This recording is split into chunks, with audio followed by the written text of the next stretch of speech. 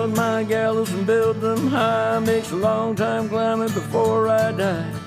I want the chance to spit in his eye.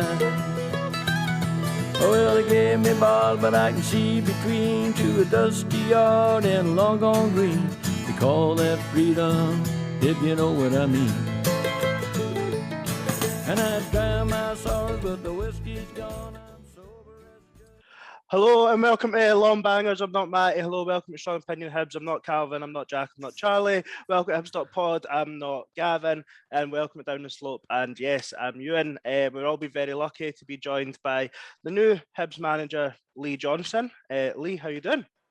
Very well, thank you. Thanks very much for inviting me on, guys. During my research, I think I've seen a fair bit of all of you. So, yeah, I'm really looking forward to it. Good. Well, I guess, will we go first, Harry? You crack on, you go first. Lee, I guess the first thing is, obviously, you've been in post now a couple of weeks. How have you found it? Has it been as busy as you thought it would be? Yeah, it's mad busy. It's funny when you're a manager and you're out of work, you go 4 months and literally probably get about 5 phone calls and 4 of them are from your mum. So all of a sudden you get back in work and it's constant. You know, you take a call, you miss 3. But it's good. It's that sort of hamster wheel, if you like, that you're on, and like just love it. You know, just love being in the mix. Love like the building process, the fact that meeting new staff, making new connections, and obviously, what a better place to do it at a historic, iconic club like Hibs. Yes. On you go, Ian. On you go, Harry, man. Yeah, one of the things I think that got the fans really excited for you joining, that came through in the statements after you got announced, was how passionate and driven you were to and ambitious you were for the club. I know you're just in the door, but have you got your ambitions set for the season? What's the goal for next season at the current moment? I know we've not had the transfer window as of yet, but at the current moment in time, are we looking for third and decent cup runs, or? Listen, I'm really positive. I think there's the makings there of a good squad. Like, we know we have to add. There's no doubt in that. I think we all know that. I think the players will know that themselves.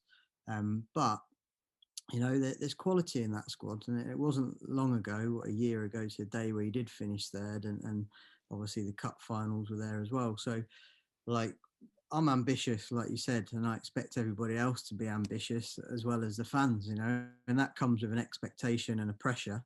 But for me, that's the privilege. Like, I like the sort of big, old, sort of historic football clubs, and that was really what attracted me to Hibs. And listen, it's front foot, you know, we're coming straight through the door, and we're trying to smash it down. So whoever we play, we're going to play to win. Like, you'll see that, I'm pretty sure, right from the start. We might not win them all, but we'll certainly die trying. And I think that's key, really, to the attitude of it all. You know, we need the fans to be on side. Like, I saw a little bit of disconnect, in my opinion, with the sort of fan base and the players that I didn't like. And listen, it wasn't much, but I feel that, like, we could really pack that stadium. And I think if we could pack that stadium, bring sort of really high tempo, forward thinking football, aggressive football, I think everybody will come back. I think they'll enjoy the process, and we can be as one, if you like, again. And I think if we do that, that can be really, really powerful in the Scottish League. And yeah, I'm looking forward to it. And nothing phases myself in terms of that pressure to try and win games. In fact, it's something that just love and absolutely thrive off. Thanks. And just one more from me before we move on. What is it? Because when Sean Maloney first came in, he kind of promised us attacking football as well. I know you've got a history of doing that at your former clubs. Is it something tactically that you're going to instill in the players, or is it more of a mentality thing that will drive them to play this attacking football that you're talking about? I think it's everything, really. Do you know, what does attacking football look like? Well, in transition, it's really important to play forward early. I think that's key. It's not long, it's just to play forward early. I think sometimes teams can get caught just recycling the ball. We do want to have control. So there's no doubt that we want the ball. You know, we don't want 85% possession. We want sort of like 55, because we want to be able to use the transition as well to our benefit. Obviously, you have to recruit players that can run and repeatedly run. You have to be able to play at tempo. What does tempo look like? Well, ball goes out for a throw in, for example. Can you get the ball back within 5 seconds? and really set that tone as early as possible in games. And then when it comes to the final third, obviously you need to flood the box as much as possible. So who can you get in the box? 2 centre forwards, a wide man, potentially a full-back, an attacking centre midfielder. And then obviously you have to manage behind the ball. So then try and win the ball back quickly in the final third and produce more attacking play. So it's all good and well talking about it, isn't it? You've got to see it. And that's the key. Obviously, we'll work to that philosophy within the club, and I think the boys will buy into that. But you do have to recruit around that. You know, it does require a certain individual quality, if you like, physically and tactically, as well as technically, to be able to bring that style of football. But the great thing is we've got a really good academy as well, and that was something that really attracted me to Hibs. You know, obviously having the under-18s just win the league, which is phenomenal, and they'll be pitting their wits against the best sides in Europe. So what a set of development players that we've got coming through. And that becomes really important because obviously fans can relate to young local players and players that come through the youth setup in the academy. So it's something that I'm sort of well versed on at my football clubs, and I think it's important to be able to fund success, have young players come through. Thanks, Lee. Hi, Lee. Yeah, so clearly you've got a very quite a clear picture of what you want the team to do, and you've got a good idea now of what you need for players to be able to do in order to achieve that. I'm just interested where you see the kind of cause for optimism in the team at the moment, without naming players for obvious reasons. Kind of talk about areas, and then on the same coin, what areas do you think there's room for most improvement, and how do you see sort of ushering that improvement in? Yeah, I think first of all, that sort of final third, I think there's a big opportunity to improve. You know, I think you can do that obviously by recruiting players, by developing players, but also add in what you believe is the right thing to do tactically. It does require obviously motivated players to want to play that role, and the physical element that goes with it is going to be difficult to get in pre-season. I think we're a little bit late back, if I'm honest with you. But that was already set in stone, considering our first competitive game is sort of mid-July, and that's a cup obviously we want to be successful in as well. Only really gives us sort of 17, 18 training days. So the recruitment as well naturally is key. You know, you got to have that pitch personality for the forward players. And I think probably just looking at the likes of Boyle, when you lost Boyle, you realise a player like that with so much pitch personality can have a detrimental effect if you lose them. So we need to add quality. I think we need to add numbers higher up the pitch, and I believe we will. You know, I'm looking at all the lists that are already here. I'm bringing my own input, obviously, to the lists from my knowledge and contacts down south, but also all across Europe. And we're starting to formulate a good list. You know, I think we're speaking to good players across various age ranges. And obviously Hibs is a fantastic club. Edinburgh is a beautiful city, so it's not too tough a sell. We've just got to make sure we win when we're competing for these particular players that we want. Hi Lee, nice to meet you. It's Colin here that we introduced earlier on. How you doing? I'm just wondering, like my wife is a season ticket holder, or was a season ticket holder of 30 years plus. She's not renewed this year yet. What would you say to entice her back? Almost like an elevator pitch, if you like, just short and sharp. What would you say? Well, first and foremost, we need her. I think that's the key. You know, we want to make it that the fans are absolutely a part of our performance. And I did mention that in my sort of initial press conference, but it's so true. You know, especially fans that have been there for sort of 15, 20, 30 years. Like this is an 80-year relationship that you've got with this football club. And like people like myself are just custodians, if you like, of these job roles. But what we can do is fight for each other. We can be successful on the pitch, and I think we can send everybody home happy more often than not. But then obviously work towards the sort of real showstopper at the end of the season, and that is success, whether that be cups or league or Europe, whatever that may look like. And I honestly think that's a possibility. I don't think it's too far away from reality if we make good decisions. And I hope that people see the players that we've already brought in, you know, like David Marshall and Nohan Kenna, two very good players. And like I say, we've got more, I think, on the back burner, sort of ready to go. And for me, it should be an easy sell because she's already got an affiliation with the club. It's a new beginning, and it's a brave new beginning, and we want her to be a part of it. Just need to find the money, then that's the next one. That was our main reason, right? But I just wanted to see what you would say. No worries. Lee, I think the question that comes to my mind in terms of the two new signings that we've brought in, are you sort of a manager that likes to get business done early, or are you a manager that takes it when it comes, or how do you see yourself sort of operating in the transfer windows at Hibs? Yeah, I just think you have to make good decisions. You know, if there's a good one that you can do early, sometimes it's maybe worth paying that little bit more. I think pre-season is absolute paramount to a successful season. We've had a lot of injuries at the football club, not so many muscle injuries, but a lot of contact injuries. So like, players want to sort of bed into the season. Obviously, there's going to be a lot to learn for lads. They're going to need to have that growth mindset really the minute they walk through the door. And they have to be fired with enthusiasm, because that's what we want. You know, if we're going to play that style of football, they're going to need to come in every day with an enthusiasm and an attitude, if you like, to be the best version of themselves. And I think if fans are seeing that, if coaches are seeing that, I think you can forgive maybe some technical errors or some tactical errors, as long as the attitude is absolutely on point. And we've got to create a culture. There seems like a really nice vibe around the training ground already, you know, with the staff that are there. It all seems very positive. And we also need that bit of emotional stability, don't we? Do you know, like the players need that. I need that. The club needs that. And hopefully we'll get that and have this time to sort of settle in on a pre-season. But in terms of recruitment, you've got to make good decisions.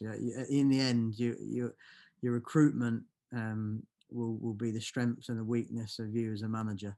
So, you know, we have to get that right, not just on a technical level, but on a human level. You know, we want good people coming through the door. They have to add value to the squad, to the spirit. Sometimes that's harder for the younger lads, but we need to create an environment where they can step up and bring that personality to the pitch and to the training ground every day. Hi there, Lee. Calvin from the Strong Opinion HIbs podcast. Just got a question for you. Ron Gordon came out and said that two clubs that inspired him and he sort of hoped that Hibs would be like was Sevilla and Atletico Madrid. Are there any clubs out there at the moment, or the way they're run or coached or managed, that you look to for inspiration? Yeah, I think for me, the City group, you know, you look at Manchester City and the work that the group as a whole have done. I've been so lucky with them because they've sort of let me in, if you like, for the last 10 years, really, since I was at Oldham.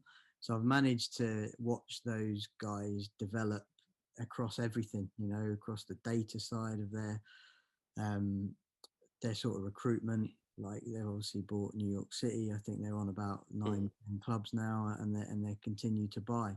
But they've also got to win and got to be successful. I think it was amazing, like last year, where I think last season Man City had won, Troyes had got promoted, Melbourne had won the Australian League, MLS was won by New York City. Do you know what I mean? So it was it was real success, if you like, all the way through.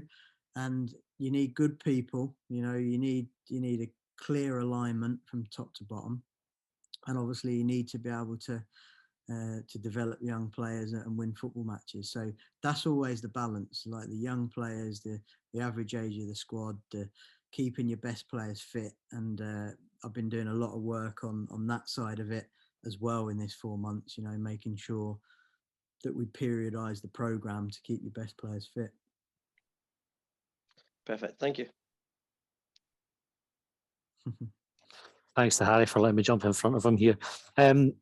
You signed in David Marshall, Nohan Kenna. Obviously, David Marshall's at the later end of his career. Hibs over the last last season in particular, have signed very young players, and it looked like we were maybe lacking a bit of experience. Do you see as signing that sort of profile of player as in the younger bracket this season, or would you look to mix it up? Yeah, I think you need to mix it up. Like my opinion on it is, it's quite interesting in terms of, again, the study that I've been doing on it. Like the perfect blend for me is like 4-8-8-4. So you'd have like 4 in the breakthrough category of like 16 to 20. You'd then have 8 in that sort of 20 to 25-year-old bracket.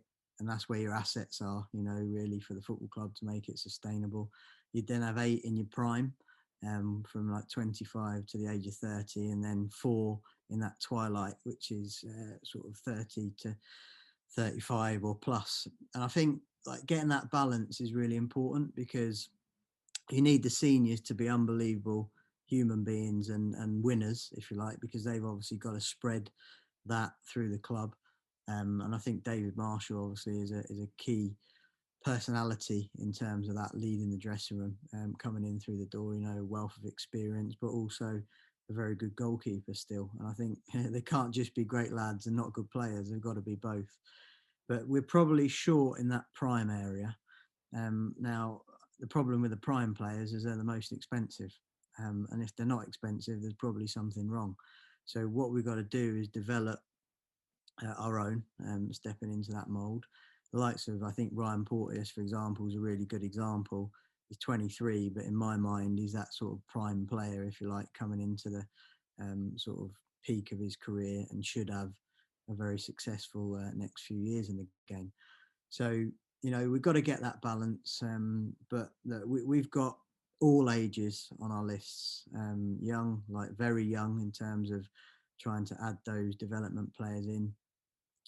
Those 20 to 25-year-olds that are really that emerging talent. It's so important, that one, because they're the ones you can buy early. You know, they might be on the fringes of Premier League squads, or they might be Championship substitutes. You know, they're desperate to play, and we can offer them that vehicle to go and be successful at a really good club. So for us, naturally, that is a market for us. And if you recruit to perfection in terms of the attributes that you want for that position, then obviously it's my job to organise them as best as possible. But of course, they make more mistakes than the prime players because they're less experienced. So getting that balance to the squad, both in terms of personalities, but also in terms of age and demographic, becomes really important. Hi again, Lee. I just wanted to tap into knowing Kenny, or Kenna, sorry. A lot of us have done our research. I know he was kind of a football manager wonder kid, and just seeing the tweets from Leeds fans after he left, they were relatively shocked that he came to Hibs. I think he was quite highly touted down south. First of all, how did the club manage to secure him? And secondly, what can we expect from him as a player? Well, I think the club had done a great job in securing him.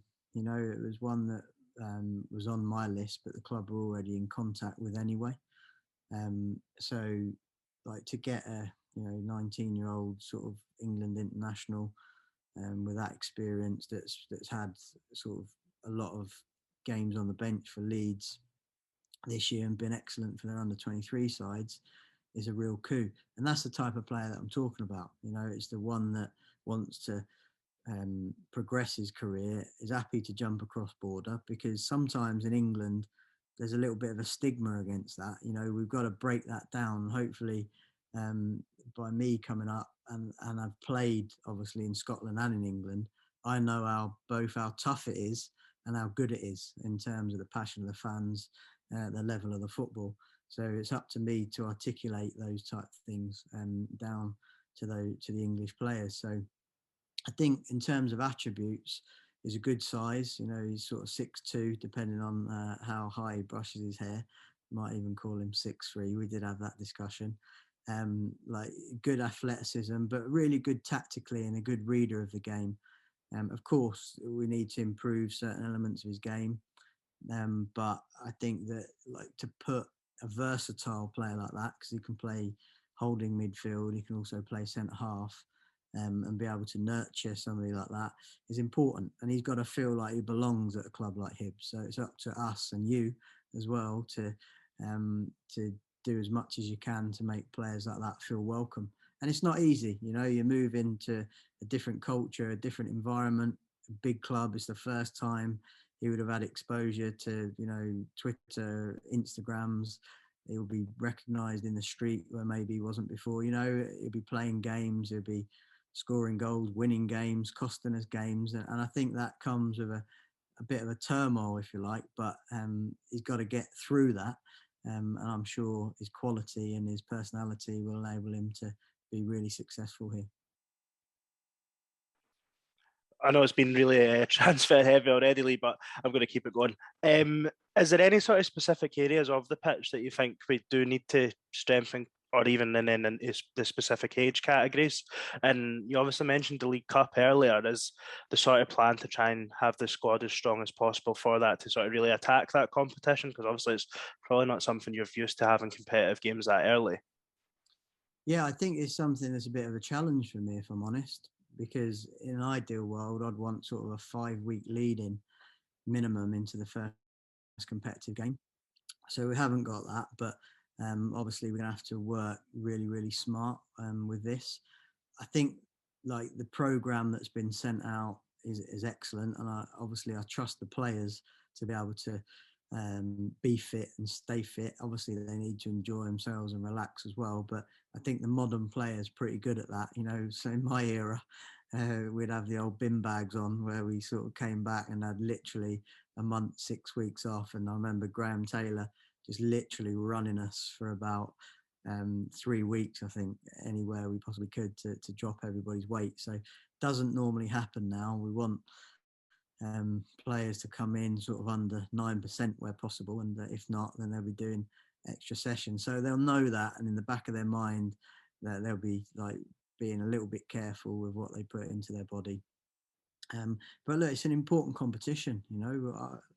I've experienced a cup win with Kilmarnock, winning that competition, and that was one of the best days of my life, if I'm honest with you, in terms of my football career, beating Celtic in the final. So like, sort of first hand to say to the boys that this is something that we've got to go for, and got to go for early. We have got a few injuries that sort of cross over into pre-season from last season.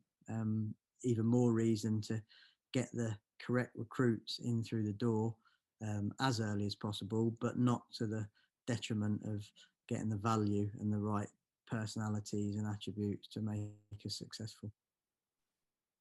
Yeah, Lee, you just touched on there playing for Kilmarnock, and you obviously played for our neighbours in the other opposite half of the city. So what are you hoping that your experience playing up here, managing down England, that you can sort of amalgamate into one managing Hibs? Yeah, well, I think, look, to be fair, in terms of experience, I've managed a lot of games now. You know, I'm 40 years old, but I retired at 31 for an ankle injury. And I think it's over like 470 games now. So it's a fair chunk. And my experiences in Scotland weren't amazing as a player. You know, at Hearts, like, it was a disaster of a regime at that point for me, with Romanov in charge and everything that he brought. So although I loved the lads, you know, I've stayed friends with the majority of those lads all the way through. It wasn't a great feeling. It was a feeling of frustration, if you know what I mean, because I felt that the club was being pushed in the wrong direction by somebody that didn't have genuine ambitions for the place. At the same time, at Kilmarnock, it was a short stint and a successful stint in that sense, because obviously winning the cup as well. So, like, I am half Scottish, like, genuinely, in terms of my mum's side's all Scottish. I'm pretty sure you'll see my nan fly up and down, and she's quite a lively character, so she'll be in and about the place. But that's important to me as well, you know, to sort of connect with the roots and make sure that it's successful. It's as simple as that. All you can offer really is that genuine hard work and doing everything you can to provide the club the best opportunity to be successful. And the good thing is, every club I've ever had that I've taken on has been left in a much better place. And I think that is a decent sign of success. You just secured the Hibs manager Lee Johnson Blast former club Hearts title in tomorrow's paper as well, with Romanov. I'm just being honest with it. I think like it's important that people did know that at the time, you know. But it was just like football's tough. Like to be a footballer, like it's not easy, by the way, you know, because you're desperate to be one of those players that are the 8 regulars, and for whatever reason, sometimes politically, as it was in those type cases, it's not impossible. It was a really good team actually we had at that point as well. Don't get me wrong, but it was a real sort of learning curve for me, having been brought up here from Yeovil and been a sort of regular and played 200 games as a consistent starter. To take another look at the current Hibs squad, you mentioned Ryan Porteous as a player that you see good potential in and kind of coming into his peak. I'm interested, what are his attributes that you know, when you look at as a manager, you think, yeah, great, that's a player I want to coach? And are there any other individuals in the squad that you could identify just briefly, you know, what attributes they have that you think, you know, that'll work in my team and I'd love to coach that player? Yeah, I think that every player's got their individual attributes, and the challenge for a coach is to make sure that you fit your best players in. Like people talk about formations. I'm not massive on formations, if I'm honest. I'm bigger on principles. You know, like I want us to start to recognise, for example, that if there's a chip pass from right side centre half to the opposition fullback, like we're going to jump it. So our fullback will jump to their fullback, and if he flicks it around the corner, we'll have to deal with it. You know, but so it's those type of things that I wouldn't say educate the crowd, but the crowd will start to recognise that sort of pressing ability and how we'll work towards that.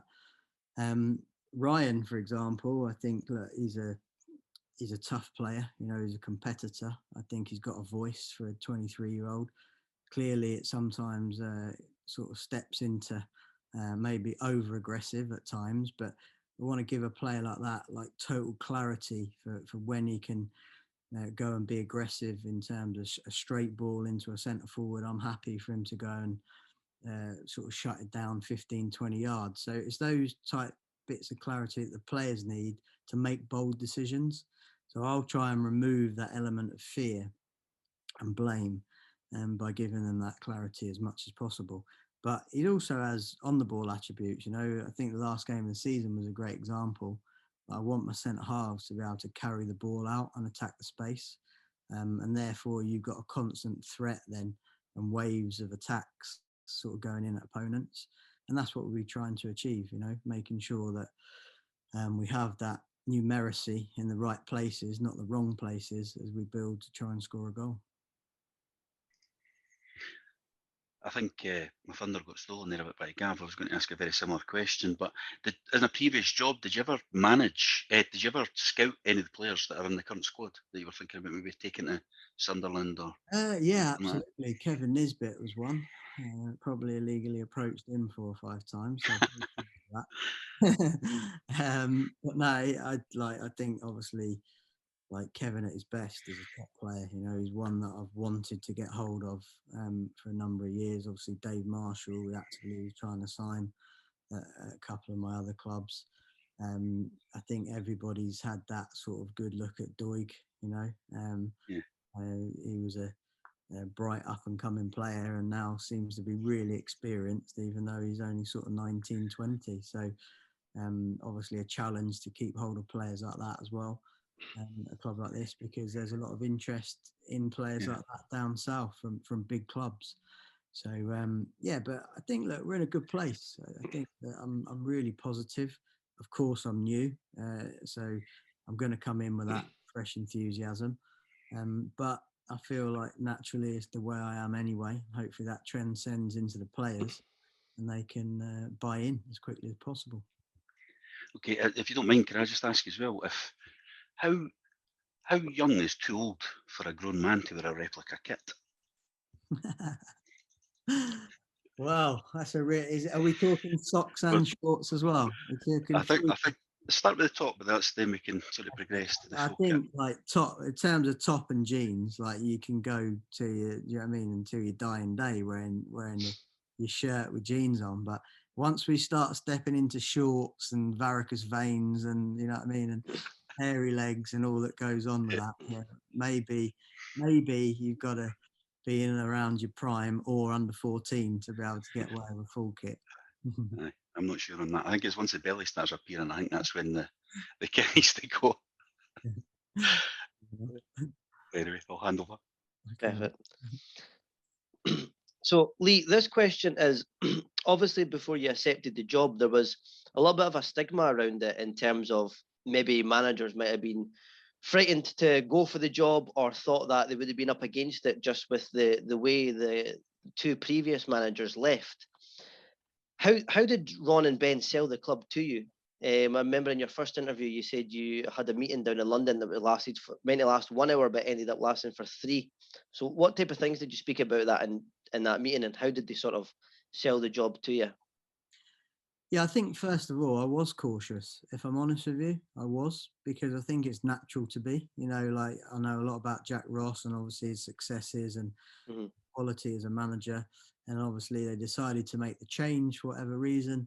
And then Sean Maloney comes in as a young manager, highly regarded coach, and obviously moves on pretty quickly. So for somebody like me that's just been sacked from Sunderland, and where I was in terms of the sort of like a lot of times in football, like a manager's perception becomes the reality. Do you know what I mean? So the perception of him becomes like your own reality. And like obviously in and around sort of second, third, fourth at Bristol City, I was getting interest from sort of Premier League teams in England. And then football, whatever, changes, and that's why you can never be too comfortable. My dad was manager in Latvia, and they had a saying called "never relax," and that's a little bit like football management, because it can turn very quickly, both positive and negative. So obviously disappointed to lose my job at Sunderland, 2 points off top of the league, and another massive club, a big historic fan base. And I'm in a position, or was in a position before I got this job, where the next one was really important. You know, it was really important for me and my career, but also really important for the football club, that I can add value to the club and what they've already got. So, like I say, that original caution, if I'm honest, was sort of nullified really quickly, and that was due to like knowing a lot about Hibs first and foremost. So the size of the club, the size of the fan base, the history attached to Hibs is what I love, you know. But I need to be able to work with a hierarchy really well, and I need support. You know, you can't achieve success in this game without support from the hierarchy, and that was the key factor really. And I think it's nice timing for both of us, because I feel like the club need that stability, and I need that stability as well. So you've got to build that rapport, you've got to build the connection with the family, with the ownership, with the key stakeholders, if you like, and the ones you're going to be dealing with every day. And obviously that was Ben, Ian, Ron himself as a decision maker, and obviously the key staff that we've got, but also are going to bring in. And in the end, I did have options, being honest, I did have options, but I couldn't stop that feeling of thinking about Hibs, watching Hibs. It's funny, actually. I think I mentioned it before, but I was in I actually went to a couple of the games, like incognito. So I didn't quite have a fake nose, moustache and glasses on, but it wasn't far off. And then at the Livingston game, I was thinking I was fine 5 minutes before the game, like all chilled, no one sat around me. All of a sudden, like 300 of the sort of Livy ultras come in and sit like directly around me. And I couldn't get out because I didn't want to be seen. And obviously Livy won the game. And when they scored, I was being smoked out by the yellow and black flares. And it was like, I swear, if anybody sees me celebrate Livy's goal, it'll only because I didn't want to end up getting beat up by sort of a gang of youths. But it was interesting, and actually a really nice vibe, and they were brilliant. And like I say, it seemed like a really good young crew in there. But it was interesting I felt I had to see it. You know, I felt like the club and the team needed to do a little bit more. But it's all good and well watching video, but you need to see the dynamics live. And therefore, I believed I could add value and help and the process continued. Mm-hmm. And I just wanted to ask just one more question to you. Another thing from that interview that sort of interested me was you said that you enjoy history and sort of getting into the psyche of a club and their fan base. What type of things have you done to sort of immerse yourself in that Hibs culture? And was there a piece of history that you found out about Hibs that sort of stuck out to you? Yeah, I found, it's something that I'm really interested in. So I'm obviously keen to learn a lot more. It's not so much like the history of the cup wins and stuff like that and the famous games. It's more about the people and the fan base and, where your great granddad came from and where he sat on the terraces and the job that he worked, and what they want to see when it comes to a match day. So obviously the history in terms of the Irish potato famine and then the Irish sort of coming across to Edinburgh, and then the priest setting up the club and then merge basically to stop the trouble, if you like. And then obviously the Scottish and the Irish sort of coming together to form Hibernia, I think what it was called, which was actually Latin, wasn't it, for Irish FC, which again is, or Ireland FC, which is key.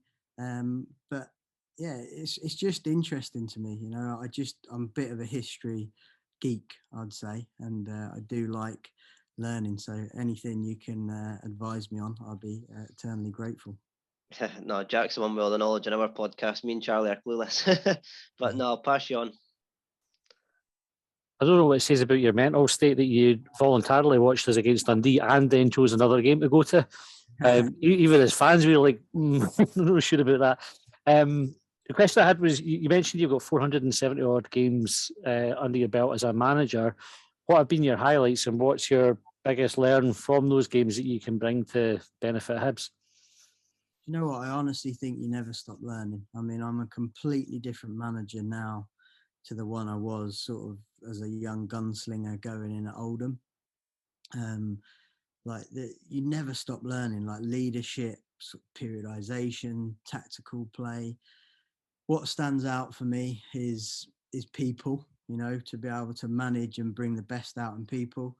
I think we managed to do that well. I think Bristol City was more of a trading success, although we competed at the top of the league last 2 or 3 seasons, nigh on £100 million worth of players, if you like, developed and sold. So that's not easy. You've got to do that as a collective. That's not me claiming that. That becomes the coaches, the psychologists, the fans, the playing style, everything that goes into trading players at that level.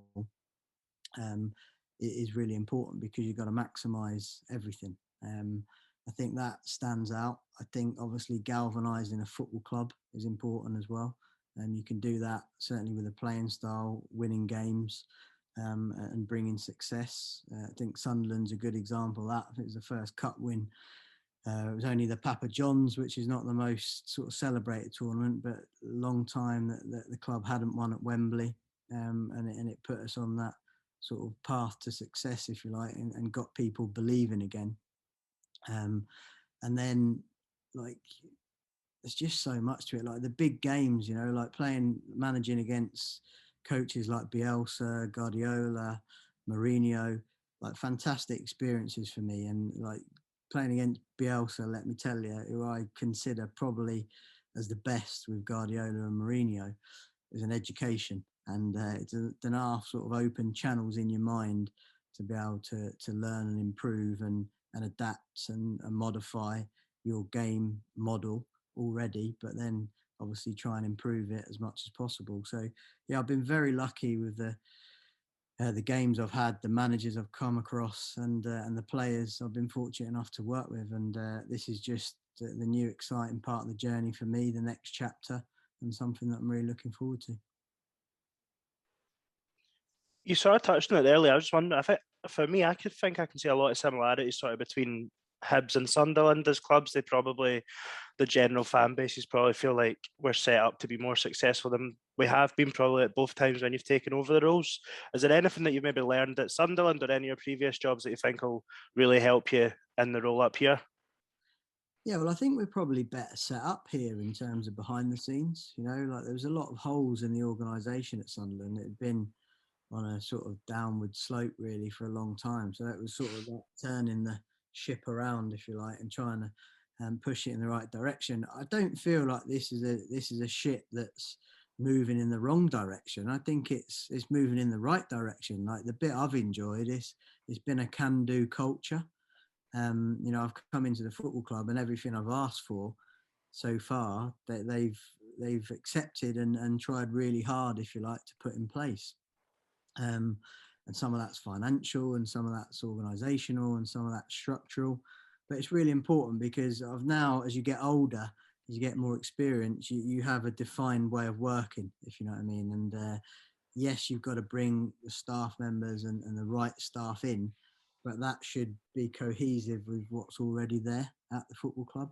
And if we can get that spirit, if we can get that unity, if you like, as a staff, including players, again, is something that can be really powerful in my eyes. So I think I can see the red flags a lot earlier than maybe I could earlier in my career. And I think in terms of Sunderland, that was a big benefit, because there's a lot of red flags at a club like that you collect and have to put right, really. And we did, not just myself, but everybody obviously working in that organisation.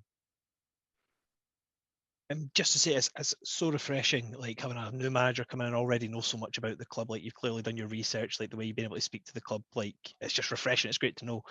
So there's no surprise when I say that the biggest game on the calendar, as soon as the fixtures get announced, is going to be the Edinburgh Derby.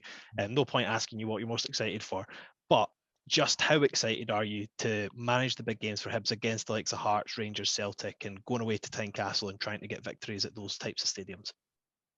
I'll be honest, it was one of the big draws for me. It really was, to come up. Obviously, having played in a Hibs Hearts derby before, like, that was the biggest derby I'd played in and the most passionate derby I'd played in. As a manager, I haven't had great derbies, if I'm honest with you. Probably like Oldham Rochdale was the best one. Like, didn't get the Bristol derby, didn't get the sort of Newcastle Sunderland derby. Barnsley, like, had a few, but you know what I mean, not the sort of same sort of level of passions that you'll get Hibs versus Hearts. And listen, Robbie Nielsen's a great mate of mine. I've got to be honest with you, like, he's a really good friend of mine.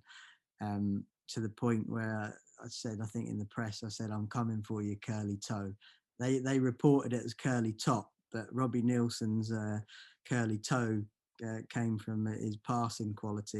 Either missed the first centre forward, went to the second centre forward, curled out of play, or he sent me a lovely text back saying, listen, I'm really looking forward to this derby. It's going to be the curly toe Cuban heel derby, because obviously I'm not the tallest of managers. So I think that we've already got that little bit of like I say, spirit going between us, if you like, to try and win. But it's a big game, and I love big games. Like, I expect the players to love big games, to bring their best out in those games. And again, we want to be front foot. Like, we're not going to be sitting back. We're going to be aggressive in those games. And listen, we might get the odd pasting every now and again where we get it wrong. At the same time, I think that we'll win more games than we lose, having that attitude. Thanks, Lee. Lee, a question that was on my mind, and I presume a lot of supporters' minds, was the future of like David Gray when you came in. So what experience and value do you think having David Gray on your coaching staff will offer to Hibs? Yeah, I think really experience. You know, I'm delighted that he wants to stay. It was brilliant that obviously he started his coaching career so well, and he's had that experience now of taking the caretaker role. And when they've had that, and they felt it, you know, players letting them down, players performing for them, the pressure of having to pick the team, the communication, like, quickly they understand what a manager goes through. And I think David will be exactly the same now, you know, and a good assistant, if you like, is key to be whatever the manager's not on the day. If you know what I mean, if I come in full of enthusiasm, they can be nice and chilled and relaxed. But if I'm maybe concentrating on a board meeting later on in that afternoon, they have to bring the energy. But he's been through a process now, you know, gone from player to coach very quickly. Looking forward to helping him in his coaching career, but also looking forward to learning off him, particularly about Hibs as a club, about the players, because of course he's got that inside knowledge already. And yeah, I think it's a nice match. We had a good game of golf the other day, of which we managed to beat Ian Gordon, so he was delighted with that at the Renaissance. So yeah, he's a good golfer as well, and so is Ian Gordon actually. So I was questioning whether they were doing enough work to be that good at golf. And another question, if I can, just on sort of senior players like Paul Hanlon, Darren McGregor, do you think there'll be similar pathways for them to join your coaching staff when they retire? Well, I think that it's certainly an option. You know, you've got to get the balance. You can't have too many coaches. But I think, like, you know, the player like Lewis Stevenson's a good example. Hanlon, as discussed, McGregor, all these guys like have got huge experience in their career and in Scotland, more importantly, and we can use that, if you like, to channel the younger players into being as best as they can be. And they have to be great personalities, and then they have to obviously be good coaches as well. But to be honest, it will be determined by their quality. You know, there won't be any favours. It will be about what they can bring to the organisation, to the party. And at that age, obviously, you do start thinking about what's next. And I think it's natural. And we'll always try and help players, both present and past, as best as we can at these football clubs. And it's the right thing to do. My final question is kind of also on the coaching side. Our last kind of manager, we brought in quite a robust coaching team. There's quite a few positions there filled with quite specific technical kind of duties, if you like. So on paper, it seems from the outside there's quite a few vacancies there as well. So we know that sort of Jamie McAllister should be joining the club. I'm interested, you know, what kind of coaching team do you see your final staff looking like, and what areas in terms of like technical specific areas do you like to fill? You know, we're going to get a Liverpool style throwing coach anytime soon. We can. We might have to have a whip round to get one other throw-ins coach. Yeah, I think that the first thing to do, and the reason I haven't sort of come steaming in, if you like a bull in a china shop with the staff, is because you want to see what qualities you've already got in the building. And I think it's really important that you don't just bring your mates in. You know, of course, you've got to trust your staff in and around you, but it has to be right for the football club. I think that's the key. So I've wanted to take my time a little bit more on this. I want the club to interview any potential staff member as well, because I think that's important. You know, they have to fit into the culture of the group, and like they have to be able to get on with people. You know, we want a nice environment. Yes, we're going to have an environment that we sort of demand, if you like, but also it's got to be warm, and people have got to want to come in and be able to have banter. We've got to look after each other, because there's a lot of sabotage to a performance. You know, the external noise, the press. There seems to be a lot that gets out from the football club, which is something I've got to understand why and how. So all these things, for me, are just areas of the job that I've got to focus on. And you need good staff members and good employees to be able to wrap around each other, look after each other when it's not going quite so well, and then flourish and continue to grow when it is going well. So, yeah, I'm pretty sure those announcements will come within the next sort of 2 or 3 weeks, but we do have to get it right, because, like I say, there's a lot of good staff already at the football club, and we've got to make sure that we're economical and not just wasting attributes. Just to change the tone a wee bit, Lee, we get people send us Undeath questions to our podcast. So if I may just give you sort of 3 quick fire ones, and then I'll be done. So the first one is, if you were a wizard, what spell would you use every day? Oh, I'd probably make myself invisible. And how could toilets be better? How could toilets be better? Yeah, like heated seats, or the music player, or facing another way. Arts toilet roll. Newspaper to hand. Newspaper in the... Yeah. Smell reduction. And can you name a hairy dog? A hairy dog? Oh, wow. Cockapoo? No, it was Gary. It was a missing dog that was in my street, but they found it now. But good guess anyway. That's all for me, thanks. Okay, mate. Just the last one from me, Lee. I just wanted to know, what does success at Hibs look like to you? It means competing in the upper echelons of the league, that's for sure. Look, I was up here, like say, when I was at Hearts, we managed to break the old firm. You know, that's a big step. Whether that's the short-term aim, it's certainly the long-term aim.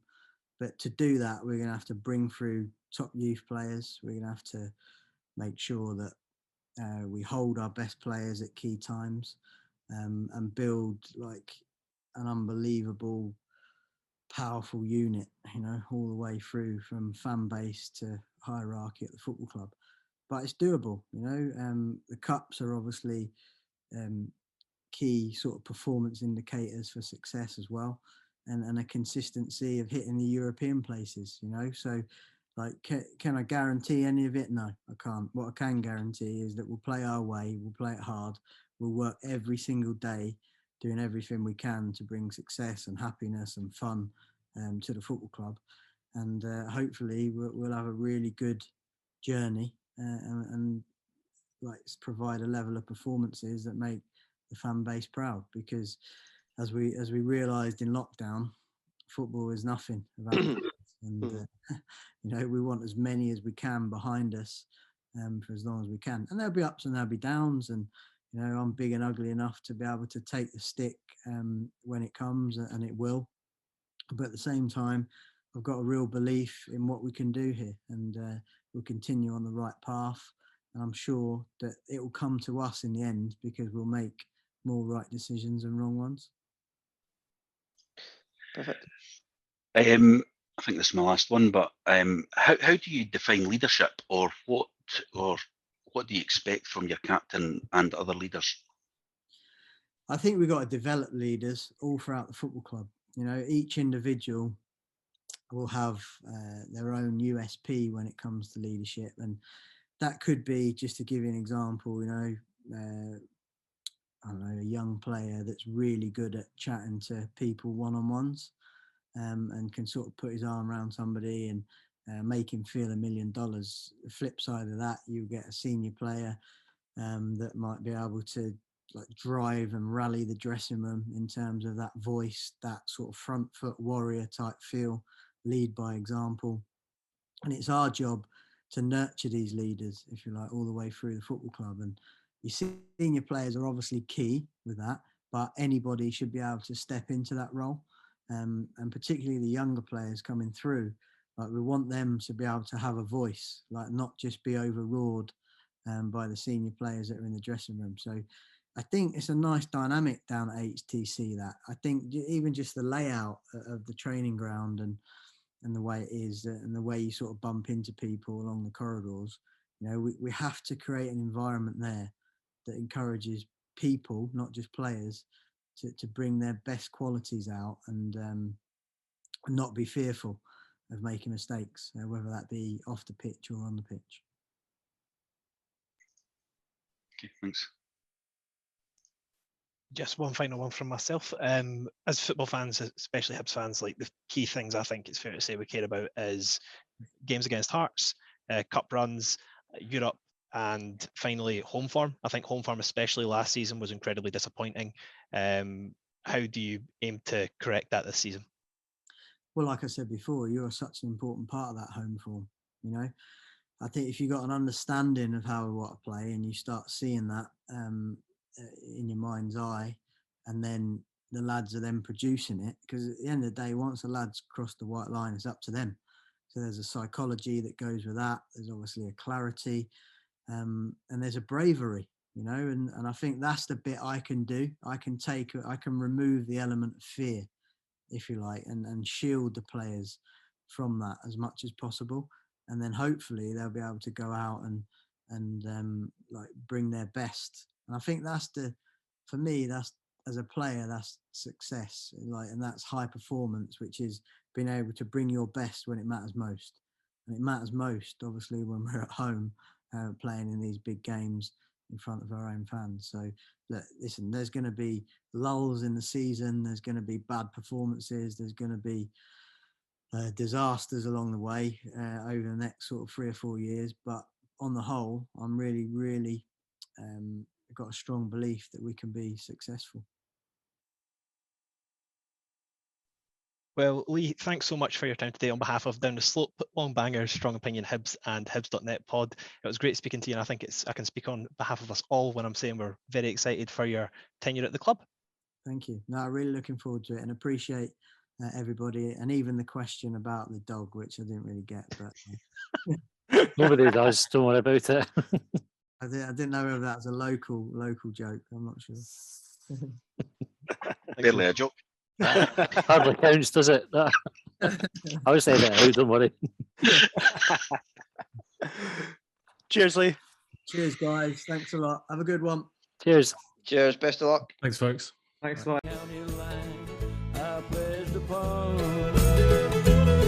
Well, they trailed me down when I broke free. I drank all the whiskey in Tennessee.